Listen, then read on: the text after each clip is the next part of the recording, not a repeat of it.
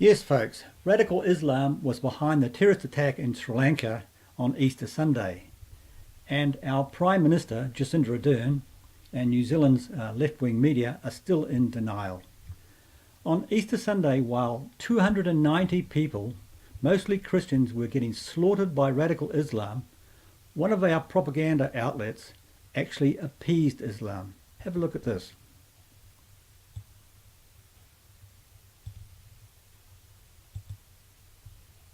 Back here at home, police remain in a high state of vigilance with extra security as people around the country celebrated Easter Sunday.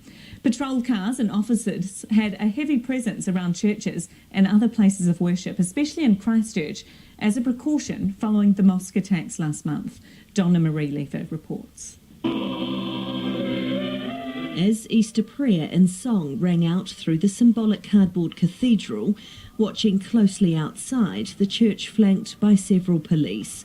The new normal in a city far from it. The joy of our celebration of Easter today is tempered by the fact that as we came into the cathedral this morning, we will have noticed police cars parked on Latimer Square. The police being concerned for the security of all sorts of gatherings in our city post the mosque massacres on the 15th of March.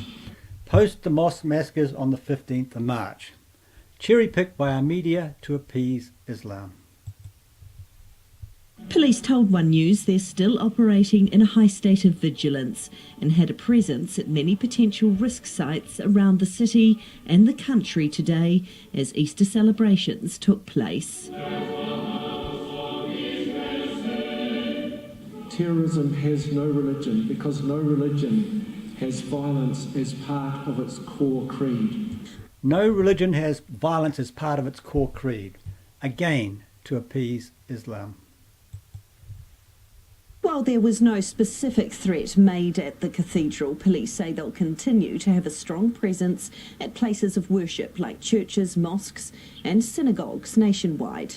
The Dean's Ave Mosque remains under armed guard as the day saw the public return to the city. It's a special day and Easter Sunday is a new beginning.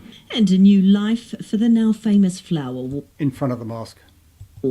Growing once again after the sea of thousands of floral tributes to remember victims was removed. It's still very in your face. I mean, the mosque, we still armed police, in our country, which is just mind-boggling for all of us, I think, to understand that something like that could happen here. Again, to appease Muslims. And folks, while they were appeasing Muslims, this was happening in the real world. We have breaking news from Sri Lanka after a series of deadly terror attacks on Easter Sunday. There was a new explosion in the capital, Colombo, just a short time ago.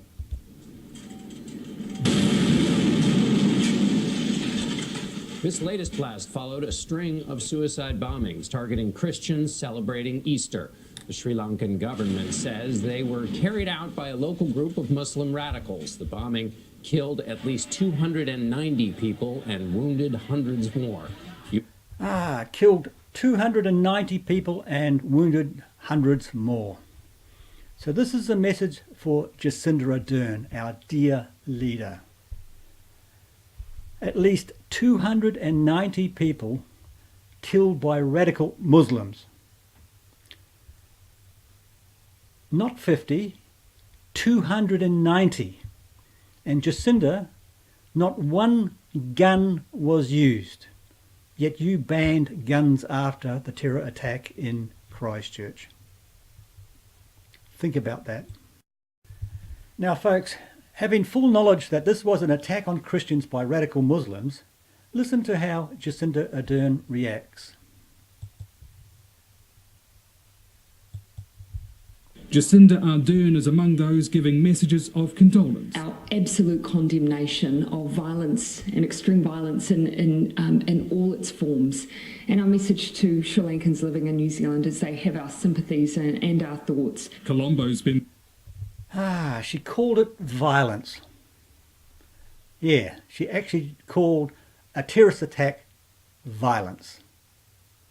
Unbelievable. And she never once mentioned radical Islam, and she never once offered any sympathy to Christians.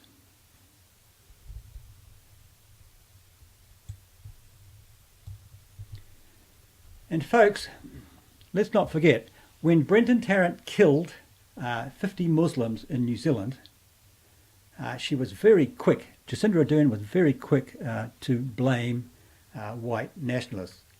But when it came to Muslims killing Christians, she was silent.